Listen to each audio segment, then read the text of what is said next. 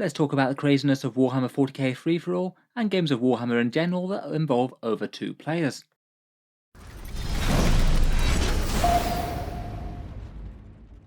Hello and welcome back to Auspex Tactics, where today we're talking Warhammer 40k games, and in particular talk about bigger group Warhammer 40k, games with 2 or more people per side, or a great big massive free-for-all with, say, 3 or more active armies on the table, all duking it out against each other. A lot of the talk about Warhammer 40k often tends to be about one-on-one games. That's definitely the core offering that Games Workshop have, though I think in reality, and particularly at a more casual level, a lot of games have 2 or more players per side, whether it's people teaming up on a 2v1 or 2v2 type game, or perhaps going a bit more adventurous and trying to make a free-for-all Warhammer 40k rule set with 3 or more active armies on the board at the same time. In general, games like this I think are pretty good fun. There's more people to share the experience with the highs and the lows of the game, watching it firsthand. You can learn what other players do and what's good in game. Occasionally you might have people who are on your same team, rather than always being against someone in Warhammer 40k. And even though it's maybe going to be a bit less balanced than regular 40k for a few different reasons, though in reality it might not be the biggest deal in the world, not compared with, say, competitive 40k balance, when the absolute cutthroat best armies will dominate some of the rest of the field, even when they're running their best stuff. Today I thought we'd just talk through the 2 main ways that you can play multiplayer 40k, either playing in games with 2 main sides and just having armies team up, or going for a free-for-all system, which might be a little bit more technically challenging. I'd say in general, when people tend to get together and play games of 40k in greater numbers than just one-on-one, teaming up it tends to be the more common solution rather than going for 4-player free-for-all or something. If you've got 3 people that want a game, it's really quite easy just to have one person take one side of the army, and then have the other 2 players fighting against him, maybe with 50-50 point splits, or something a little bit more slanted towards one side or the other, depending on model availability and people's collections. It's pretty common to see doubles tournaments with 2v2 in this sort of format as well. Both players take 50% of the points cost, and in more casual games you can certainly play with games a lot bigger than that. You could have 3 or more players per side and duke it out over a massive battlefield, and just have a whole load of different armies going hammer and tongs at each other. In general, I think the 10th edition rules are really quite friendly to this sort of way of play. The way that most rules are written with keywords and things makes it kind of clear which rules apply to what units in your army, and needs very minimal adaptation for 2 forces fighting side by side. I think in general the 10th edition mission pack with the cards works pretty well for 2v2 40k or 2v1. Just play with the normal incursion, strike force or onslaught rules, but have the points split 50-50. And then have both of the players have their full army rules in effect, but just generally don't get any interaction between the different forces on their sides, so don't have any units that can buff other friendly units from a different race, for example. Though maybe you could have some exceptions for things that specifically are called out as out-of-codex things, say like Inquisitors. Full command points, I just literally play them as they are at the moment, but have the 2-player team share the resource of the command points and choose where they have to spend them between their 2 armies. I think that's probably a bit cleaner than having a different command point pool for each player, though I suppose you could do that, though it might mean that you get an awful lot of command points in the game. If you're having armies team up, I think it's usually kind of nice to have at least somewhat thematic forces allied together, but you certainly don't have to. I think you could justify quite a few of the races of 40k working together in the right situation, say some Space Marines and Tau teaming up against an oncoming Tyranid High Fleet that would destroy them both otherwise. Or shaky alliance between some of the forces of disorder, perhaps some Chaos and Orcs teaming up to bring down some Imperial forces. Definitely not entirely necessary though. You could have Tyranids and Necrons fighting against Chaos Space Marines and Raven Guard. Might be a little bit weirder for the narrative and immersion though. In general, having teams of players is really quite a common way to play Warhammer 40k on one table. There's a whole load of positives to it, but here's just a few potential ideas for issues that you might want to try and mitigate at least somewhat. I'd probably bear in mind that if you're playing, say, a 2 versus 1 game, then the army with access to more factions is probably going to have a small power advantage overall. They've, say, got more choice of stratagems to spend their command points on, and they each have the ability to take the very strongest units out of their 2 factions and sort of cherry pick some of the best units, and maybe even be able to cover weaknesses that their faction wouldn't usually have a unit that's got the right role for. It could mean that things are a little bit less synergistic though, and there's a bit less coordination between the 2 players with different priorities for their different armies. Could swing a little bit either way, that one. I feel like in general the power imbalance maybe isn't insurmountable. Otherwise, for other potential issues with team games, you might have one player lose a lot of their stuff really quite early on. Maybe say if you've got a very aggressive faction paired with a very defensive one. Might be just worth bearing in mind that if you do go charging off into the sunset and just take the fight to the enemy, you might not have as many units left in the late game. And I suppose there could be a bit of contention between the teams as to how their units do certain things. You might get a more experienced player slightly dominating the team tactics a bit, or you might have a bit of debate as to who gets to use the command points on fun stratagems and things. Say maybe if you've got one guy who's got a bit of a massive combo that requires loads of CP and wants to spend all of them on that. As you add more players as well, then games are probably going to slow down a bit. If you're playing a whole turn with multiple different people active at once, then you're probably going to go at the pace of the slowest player. And even if you do have quite a lot of people moving and acting with their units at the same time, occasionally there might still be a bit of queuing up for dealing damage with each of your units against one other player's units, and people trying to coordinate, tripping over, and then just sitting back and chatting every so often, as of course you want to enjoy the game as a social occasion too. Still though, definitely great fun, really commonly played casually. And I must admit I've pretty much always enjoyed playing in doubles tournaments. Kind of cool to see some weird combos taking to the table, and talking tactics with your teammates. The other option for Warhammer 40k with more than 2 players would be to do some sort of free-for-all game mode. Again, something that's at least fairly commonly played, but this one definitely needs a little bit more thought and effort compared with just teaming up. It's not quite as much about how Games Workshop have written the core 40k rules, and a few things need a bit of adaptation. They did have a game mode that was written for it in Crusade mode in 9th edition called Catastrophe, which I'll touch on in just a second. In general, the idea behind this one is that, say, you might have 3 or 4 active players on a board. Each of them has their own little army and deploys in their own deployment zone, and then you go sequentially round the board, each player taking their full turn, unless you're doing some sort of homebrew rule set with alternating activations or something. If I were to try and organise a free-for-all game of Warhammer 40k, here's roughly how I'd try and play it. Each player would need to have their own deployment zone. For a 4-player game on a rectangular table, that's nice and easy, just use the board corners and everything's even. For a 3-player game mode, it's a bit more complicated.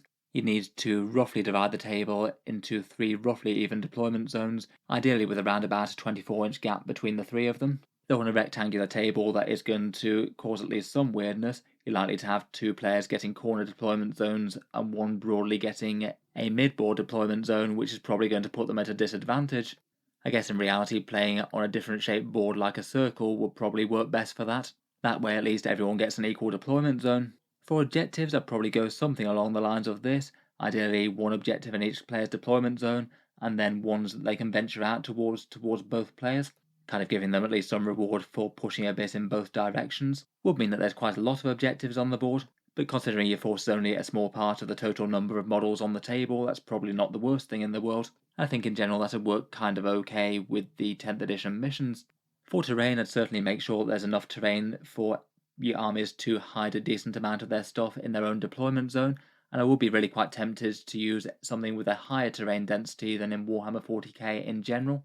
In a free-for-all game, you might have a situation where you go around the table and 3 players get to act. If there's loads of easy lines of sight and you can all fire at just about any deployment zone, then the player who goes last is likely to take a load of casualties before they get to act with their army. But playing on a board with really quite a lot of terrain to block a lot of line of sight could help mitigate that really quite a lot. Might be best to have a go on a bit more of a city fight type board, even if that might make things a bit stronger for melee type armies.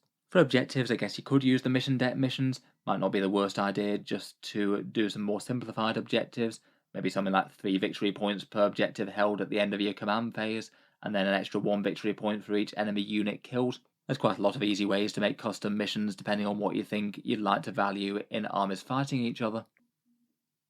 Otherwise, there's a few more things that you need to think about. For turn order, I think about just going sequentially from a random order determined on turn 1, then keep on going through that order.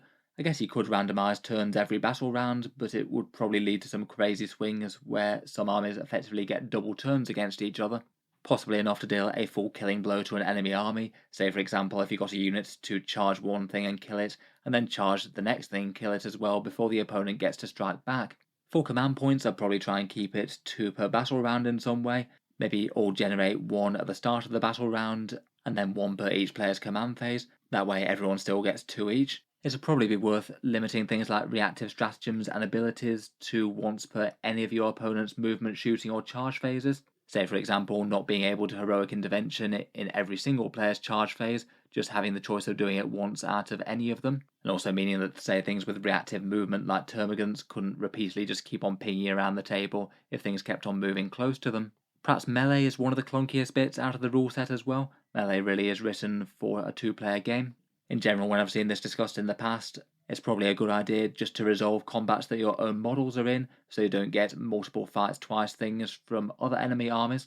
And perhaps if you're resolving multiple different combats across the map, it might be sort of sensible to split up the fight phase into different fight phases between each player that you're fighting. That way they might still have the option for an interrupt, and it might work out a bit better with fights first and things. In reality, if you get into a massive, great big messy melee with all sorts of forces on different sides of the board, things might not really work out perfectly and you might get some weirdness. I think there's definitely different ways that you could handle that.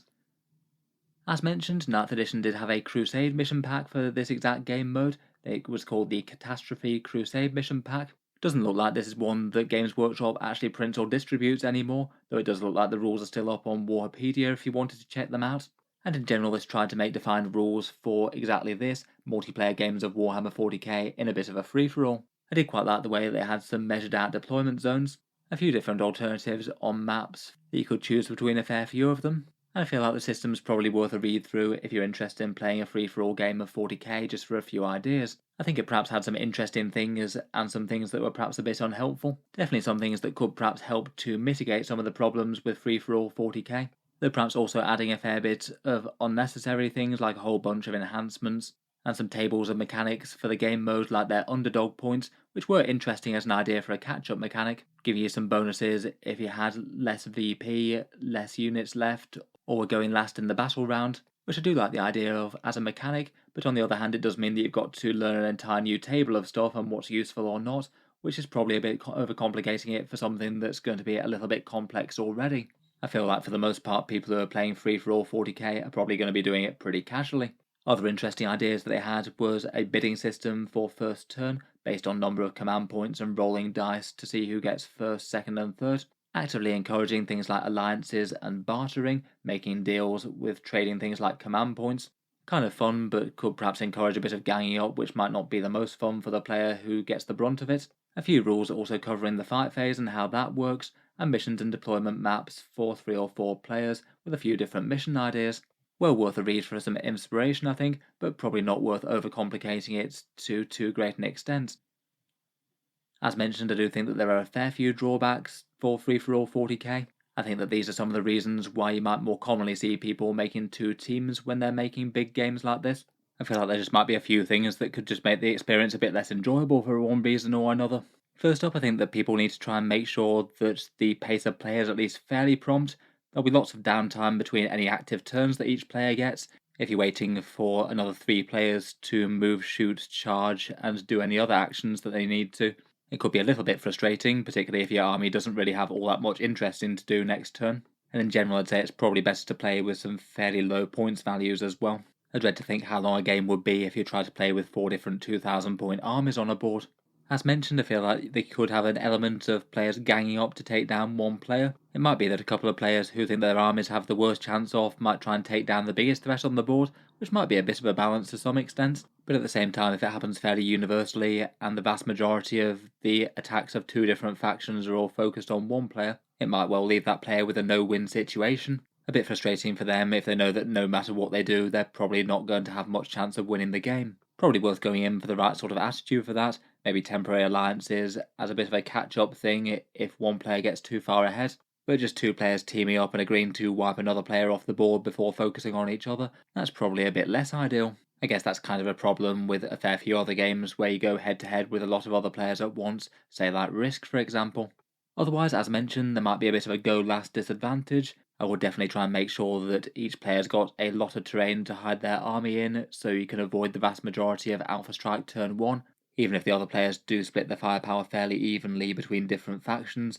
If you have 3 players axe before you, and then you've taken a whole bunch of firepower from lots of armies, you might have a good chunk of your force wiped out before first turn. Otherwise, it might be a bit of a weird scenario when you get bigger rewards for being very cautious and not getting your units killed too early. I suppose that might be balanced out by not scoring objectives and one player getting really quite far ahead if they can both go out and do well. But you definitely could have situations where one player decides to move out with their entire force to try and take some objectives and then winds up exposing their army to the other few players, and everyone else proceeds to gun them down with the units that are easily exposed. Overall still could be fun though. I think I'd probably just underline that it's probably a bit of a beer and pretzels game mode. I generally try and play quick, have a laugh and not take the outcome too seriously. Probably going to be a fair bit more interesting for the spectacle of having lots of different armies randomly going head to head with each other, rather than trying to get too high-minded about the tactics or the outcome of a game that's not really going to be very competitive by its very nature. In any case though, hope you've enjoyed a few thoughts about Free-for-All 40k and Warhammer 40k with more than 2 players. Let me know your experiences with how you tend to play this kind of game modes down in the comments below. I'm sure there'll be lots of different people who have their own takes on playing the game in slightly adapted ways.